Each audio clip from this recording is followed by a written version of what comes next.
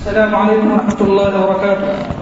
الحمد لله رب العالمين والصلاة والسلام على أشرف الأنبياء والمرسلين وعلى آله وصحبه أجمعين وعلى من تبعهم بإحسان إلى يوم الدين. أما بعد، أعوذ بالله من الشيطان الرجيم. بسم الله الرحمن الرحيم. وما محمد إلا رسول قد خلت من قبله الرسل. برادران اسلام، پردہ نشین خواتین، آج کی تراویح میں آپ نے چوتھا پارہ سنا ہے.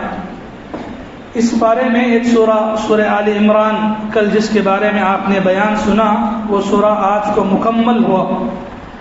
یہ سورہ میں آج کے بیان کے لیے جو آیت میں نے چنی ہے وہ سورہ آل عمران کی آیت نمبر 140 پر 4 ہے. میری کوشش یہ ہے کہ تفسیر کے سلسلے میں اور تراویح کے بعد جو بیان ہوتا ہے اس میں آپ کے سامنے ایسی آیتیں چن کر کے رکھی جائیں جو تقریباً اس سے پہلے نہ آئی ہوں، یا عقیدے کے سلسلے میں سیرت، اخلاق، الگ الگ عنوانوں پر آپ کے سامنے باتیں آئیں گی. پیغمبروں کی زندگیوں کے واقعات بھی آئیں گے، اخلاق کے سلسلے میں، عقیدے کے سلسلے میں بھی باتیں آئیں گی. تو آج کی یہ جو آیت ہے یہ ہمارے عقیدے سے جڑ کے ہے. اللہ کے نبی جناب محمد رسول اللہ صلی اللہ علیہ وسلم کے بارے میں ہمارا کیا عقیدہ ہونا چاہیے، اس آیت کو سامنے رکھ کے آپ کے سامنے چند باتیں. یہ آیت جب نازل ہوئی تو اللہ کے نبی صلی اللہ علیہ وسلم کے زمانے میں اس کے دو واقعات ہیں. پہلا، جب اللہ کے نبی پر یہ آیت پہلی مرتبہ اتری، اور دوسرا صحابہ کرام کے لیے یہ آیت بہت یادگار تھی.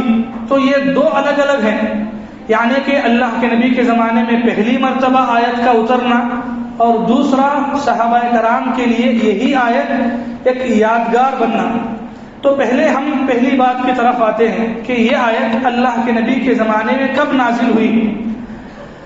جنگ احد جو مسلمان اور کافروں کے درمیان میں دوسری بڑی جنگ ہے، یہ جنگ کے اندر آپ کو معلوم ہوگا کہ مسلمانوں کو بہت بڑا نقصان ہوا. مسلمانوں کے اندر بڑے بڑے صحابہ کرام اس جنگ کے اندر شہید ہوئے. تو اسی جنگ کے اندر ایسا ہوا کہ اللہ کے نبی صلی اللہ علیہ وسلم نے چند لوگوں کو جو ٹھہرایا تھا، لوگوں نے خلاف ورزی کی، جس کے نتیجے میں مسلمان ایک دم شکست، ہار کے قریب تک پہنچ گئے.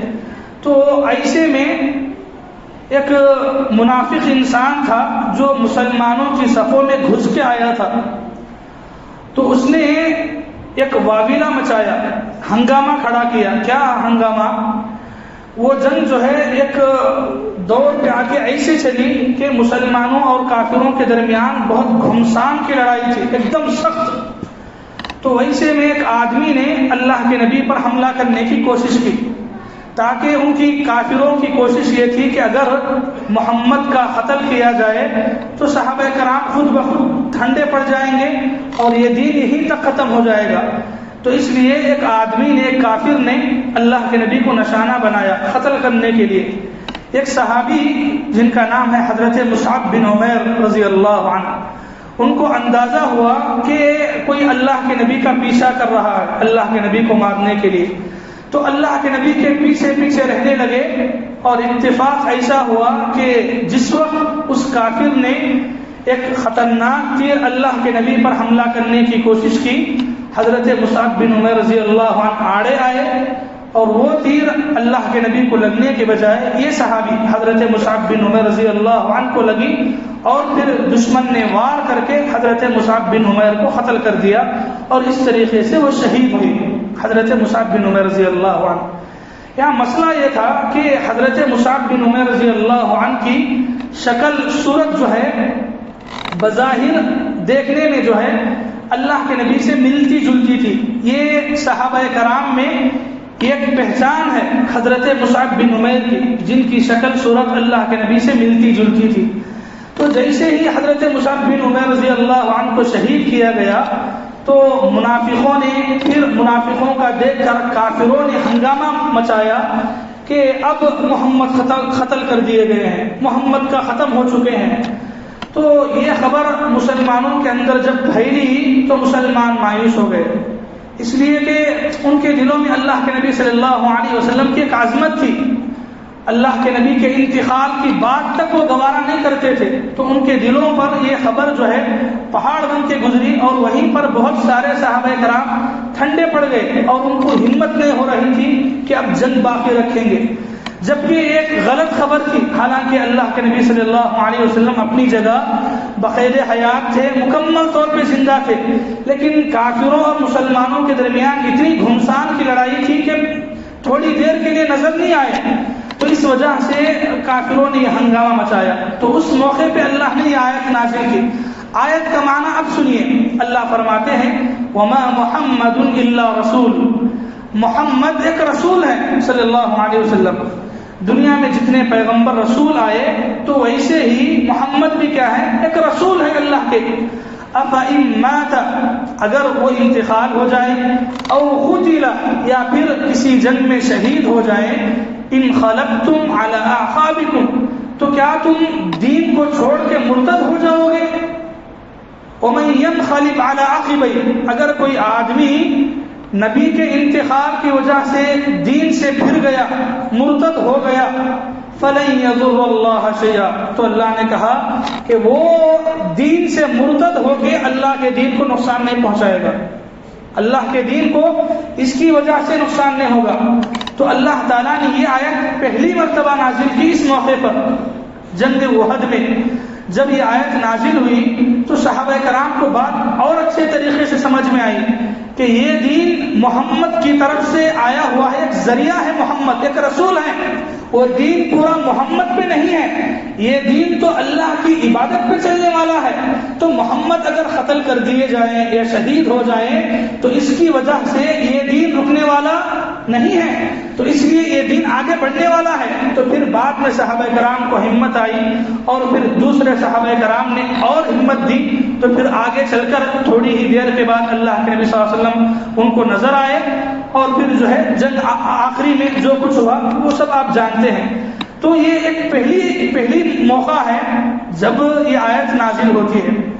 اب آئیے جہاں صحابہ کرام رضی اللہ عنہ کے لیے یہ آیت ایک یادگار بن گئی۔ کیسے یادگار؟ اللہ کے نبی صلی اللہ علیہ وسلم کے انتقال کے وقت، جب ہمارے نبی صلی اللہ علیہ وسلم اس دنیا سے رخصت ہوئے، انتقال ہوئی، آپ کا انتقال ہوا، تو حضرت عمر رضی اللہ عنہ جو ہے مسجد نبوی کے باہر آ کر ٹھہر گئے اور کھڑے ہو گئے، کہا کہ اگر کوئی انسان یہ کہے گا کہ محمد انتقال ہو گئے ہیں، وفات ہو گئے ہیں، تو اس کی گردن ختم کر دوں گا۔ محمد یہ نبی انتقال نہیں ہوئے ہیں، بلکہ یہ دیدار کے لیے گئے ہیں، اللہ کی ملاقات کے لیے۔ پھر یہ حضرت عمر کی سوچ تھی، یعنی ویسا جذبہ، ویسا غصہ ان کو آ گیا۔ حضرت عمر کا یہ خیال تھا کہ حضرت موسیٰ علیہ السلام جیسے 40 دنوں کے لیے پہاڑ پہ تشریف لے گئے تھے، پھر بعد میں اپنی قوم کے پاس واپس پلٹ کے آئے، تو ویسا ہی اللہ کے نبی چند دنوں کے لیے اللہ تعالیٰ کی ملاقات کے لیے گئے ہیں اور پھر واپس آئیں گے۔ حالانکہ اللہ کے نبی کا انتقال ہو چکا ہے، لیکن صحابہ کرام اس بات کو ماننے کے لیے تیار نہیں تھے، اس لیے کہ یہ ایک ہوا اللہ کے نبی صلی اللہ علیہ وسلم کا انتقال۔ یہ صحابہ کرام کے لیے بہت بہت بڑی غم کی بات تھی۔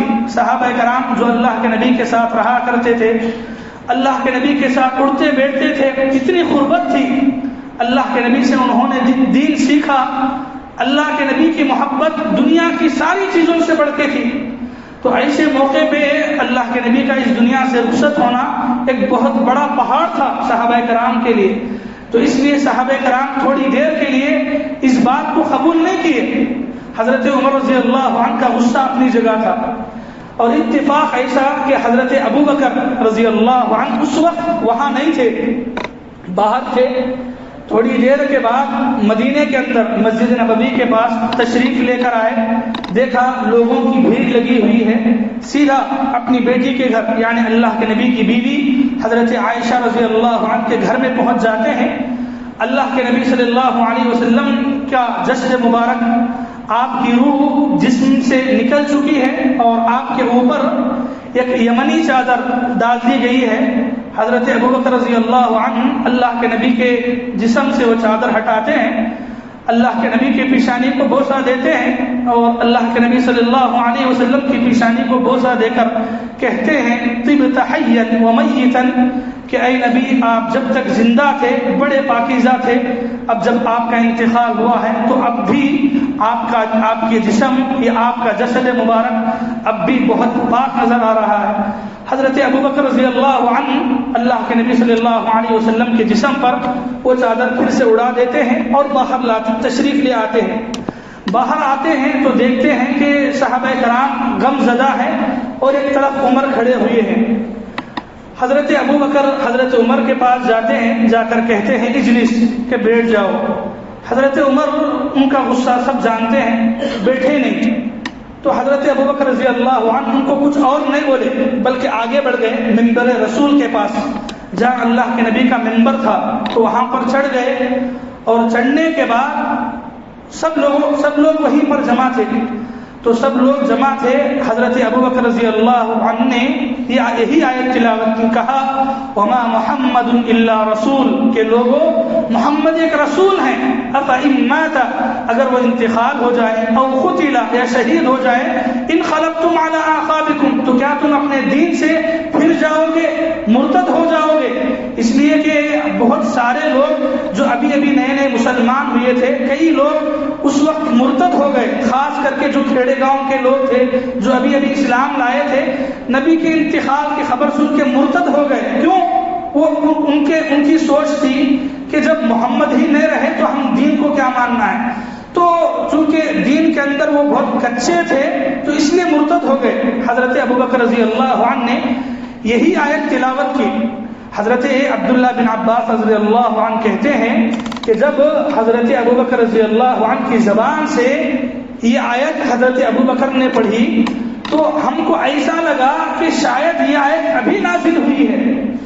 یعنی وہ موقع پر ایسا فٹ ہوئی، لوگوں کو لگا کہ یہ آیت ابھی نازل ہوئی، جبکہ یہ آیت اب نہیں، کب نازل ہوئی؟ جنگ احد میں نازل ہوئی تھی. لیکن وہ موقع محل ایسا تھا کہ صحابہ کرام کو لگا کہ حضرت ابوبکر رضی اللہ عنہ قرآن پہ کتنا گرفت رکھنے والے ہیں کہ بر وقت اسی ٹائم پہ وہ آیت پڑھ کے سنائیں. اور اس کے بعد حضرت ابوبکر رضی اللہ عنہ نے ایک بہت بہترین جملہ کہا. وہ جملہ ہر ایک کو یاد رکھنے کا ہے. حضرت ابوبکر رضی اللہ عنہ نے کہا من کان یعبد محمدا فإن محمدا قد مات، کہ اے مسلمانوں، تم میں سے جو انسان محمد کی عبادت کرتا تھا یا محمد کو خدا کا درجہ دے کے عبادت کا مستحق سمجھتا تھا تو یہ جان لے فإنہ مات، کہ وہ محمد اب انتقال کر چکے ہیں، ان کی موت ہو چکی ہے. ومن کان یعبد اللہ، اور جو آدمی اس دین کو، دین اسلام کو اس لیے فالو ہو رہا ہے کہ اس میں اللہ کی عبادت کی بات ہوتی ہے، فإن اللہ حی لا یموت، تو اللہ کی ذات ہمیشہ قائم رہنے والی ہے، زندہ رہنے والی ہے. اگر اس پوری دھرتی پر، پوری کائنات پر اگر کوئی موت سے پاک ہے تو صرف اللہ کی ذات ہے. اللہ کے علاوہ کسی کو ہمیشہ کی زندگی نہیں ملنے والی ہے. تو جو آدمی اللہ کی عبادت کرنا چاہتا ہے، اللہ ہی کی بندگی کرتا ہے، تو وہ جان لے کہ اللہ تعالیٰ کی ذات ہمیشہ باقی رہنے والی ہے، لا یموت، اس کو موت نہیں آنے والی ہے. تو اللہ کے نبی صلی اللہ علیہ وسلم کے انتقال کے بعد حضرت ابوبکر رضی اللہ عنہ نے یہ آیت پڑھ کے یہ نصیحت کی. تب جا کر لوگوں کو محسوس ہوا. اور خود حضرت عمر کہتے ہیں کہ حضرت ابوبکر کی زبان سے یہ بات سننے کے بعد اب میرے پاس کوئی جواب نہیں رہا اور مجھے یہ بات ماننا پڑا کہ اللہ کے نبی صلی اللہ علیہ وسلم اس دنیا سے رخصت ہو چکے ہیں، اس دنیا سے انتقال کر چکے ہیں. تو اللہ کے نبی صلی اللہ علیہ وسلم کے انتقال پر یہ آیت حضرت ابوبکر رضی اللہ عنہ نے پھر صحابہ کرام کو بتائی.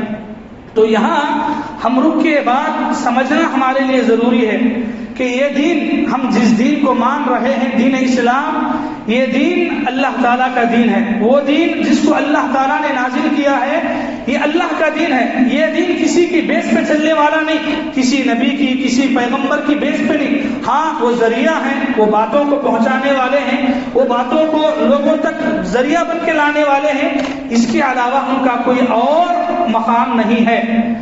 تو یہاں ہمیں عقیدے کے سلسلے میں ایک بات یہ جاننا ضروری ہے.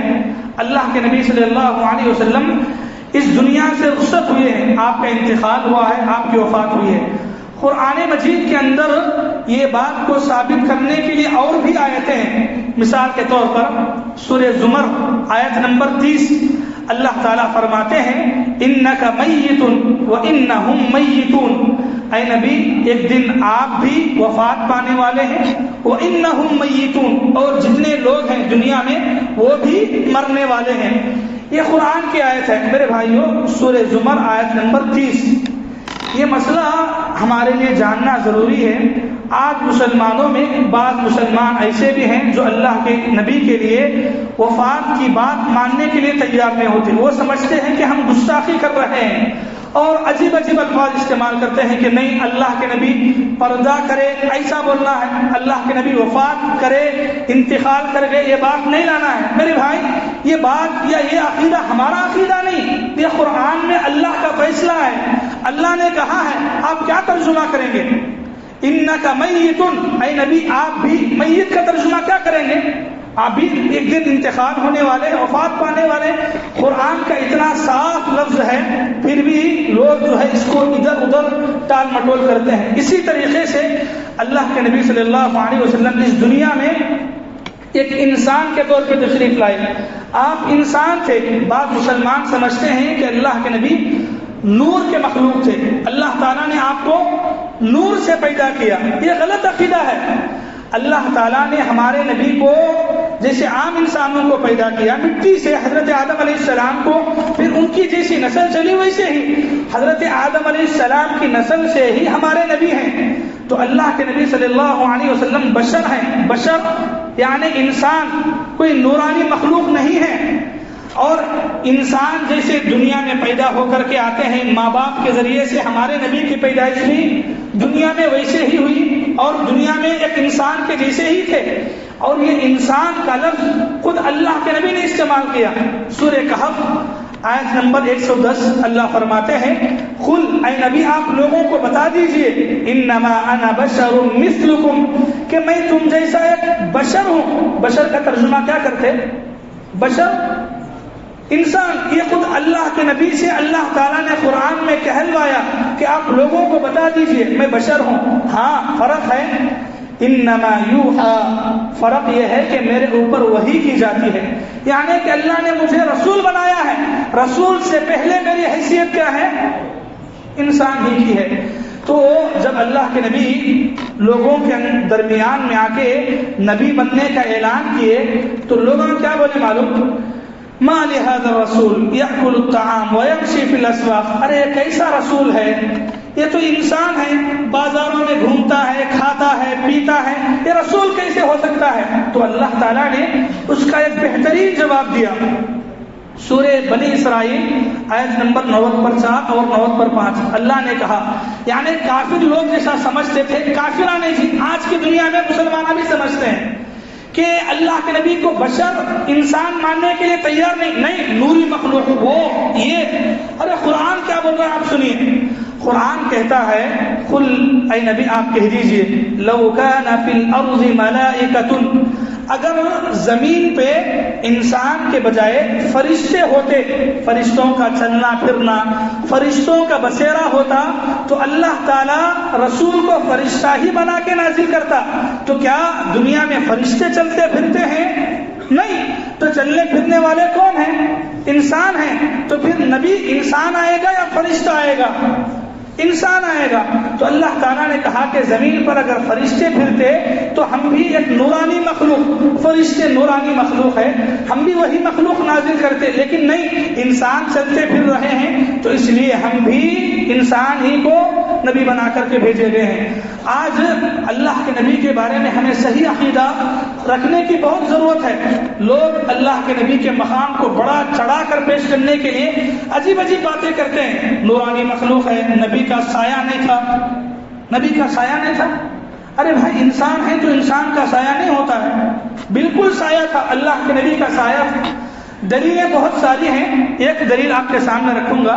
مسند احمد جلد نمبر 6 اور حدیث نمبر 330 پر 7 میں اللہ کے نبی صلی اللہ علیہ وسلم کے بارے میں حضرت زینب، اللہ کے نبی کی بیوی زینب رضی اللہ عنہا کہتی ہیں کہ ایک دن دوپہر کے وقت، بالکل کڑی دوپہر کے وقت میرے گھر کو اللہ کے نبی تشریف لا رہے تھے، تو اللہ کے نبی صلی اللہ علیہ وسلم کے بارے میں حضرت زینب کہتی ہیں کہ میں نے اللہ کے نبی گھر میں آنے سے پہلے مجھے ایک انسان کا سایہ نظر آیا، مجھے ایک انسان کا سایہ نظر آیا، اور جب اللہ کے نبی اندر آئے تو مجھے جب پتا چلا کہ ہاں یہ جس کا سایہ آ رہا تھا وہ کون تھے؟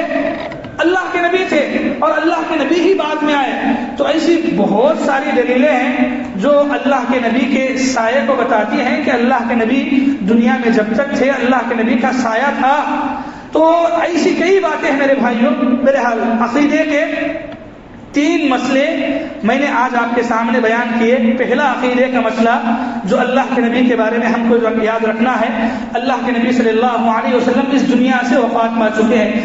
دوسرا عقیدے کا مسئلہ، اللہ کے نبی صلی اللہ علیہ وسلم ایک بشر تھے، انسان تھے، ہاں اللہ تعالیٰ نے آپ کو رسول بنایا، اونچا درجہ دیا، اونچا مقام دیا، اس سے اعتراض نہیں، لیکن تھے تو انسان، نورانی مخلوق میں تھے۔ اور اسی طرح تیسرا عقیدے کا مسئلہ، اللہ کے نبی صلی اللہ علیہ وسلم کا بھی سایہ تھا۔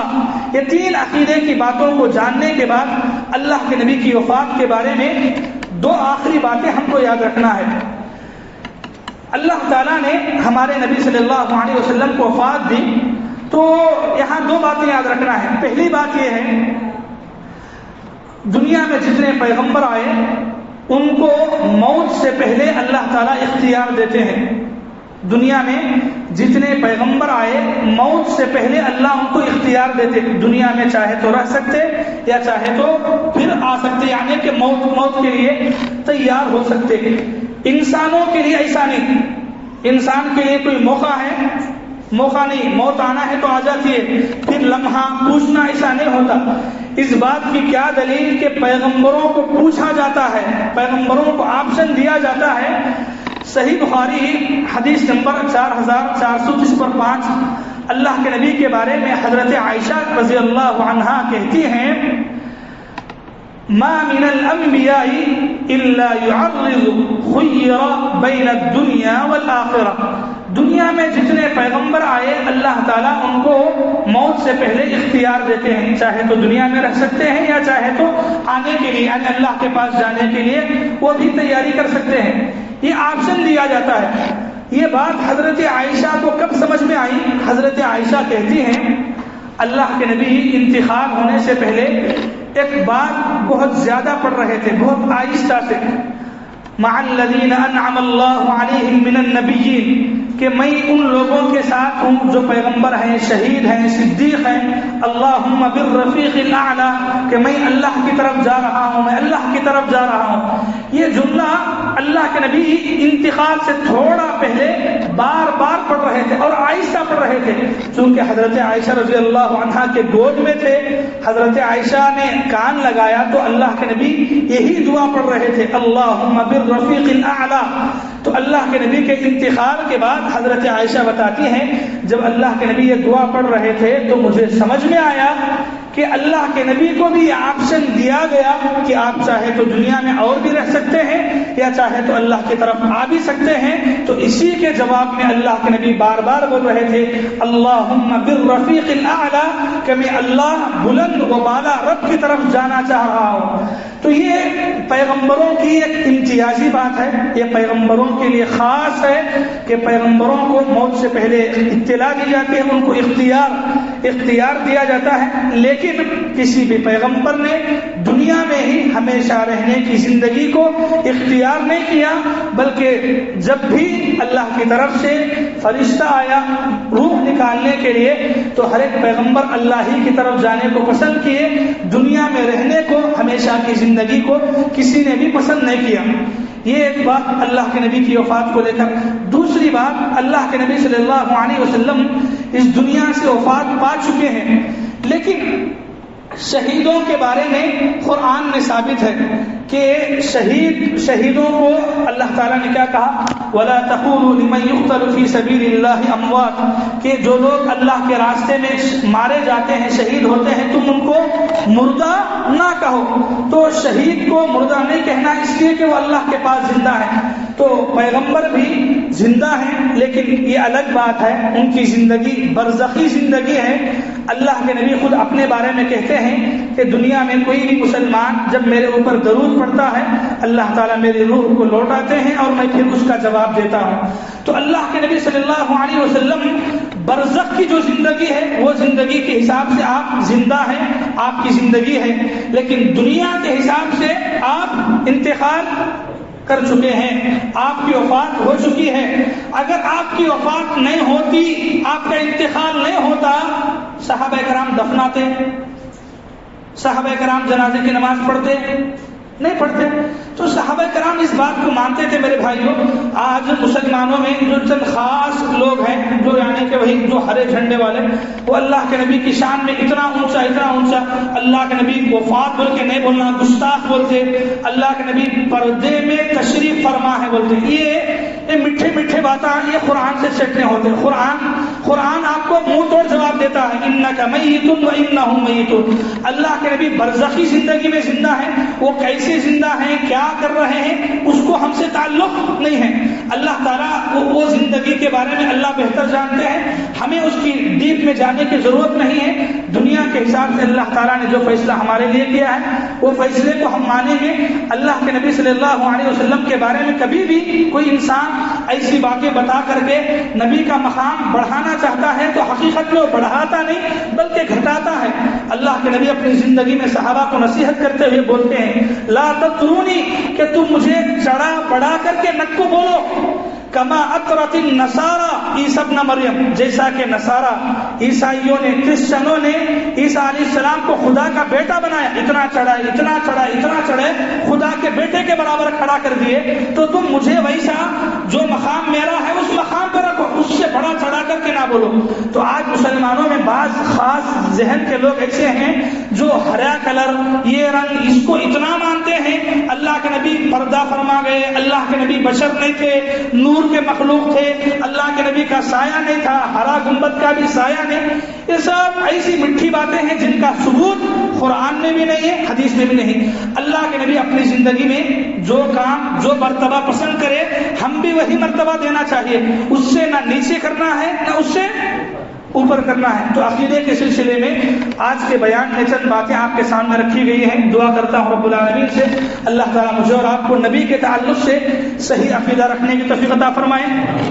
اللہ کے نبی صلی اللہ علیہ وسلم کو اللہ تعالیٰ نے جو رتبہ، جو مقام دیا، نبیوں کا امام بنایا، ایسے جو مقام اللہ نے آپ کو دیے، اس مقام کو اللہ تعالیٰ ہمیں ماننے کی توفیق عطا فرمائے۔ اس کے اس سے ہٹ کے اور حد سے بڑھا چڑھا کر کے پیش کرنے سے اللہ تعالیٰ ہماری حفاظت فرمائے۔ مسلمانوں میں جو لوگ اللہ کے نبی کے بارے میں ایسے غلط عقیدے رکھتے ہیں، اللہ تعالیٰ ان کو صحیح عقیدے کو ماننے کی، قرآن کو پڑھنے کی، قرآن کے عقیدے کو ماننے کی توفیق عطا فرمائے۔ آمین ثم آمین، وآخر دعوانا ان الحمد للہ رب العالمین۔ سبحانک اللہم بحمدک، اشہد ان لا الہ الا انت، استغفرک واتوب الیک۔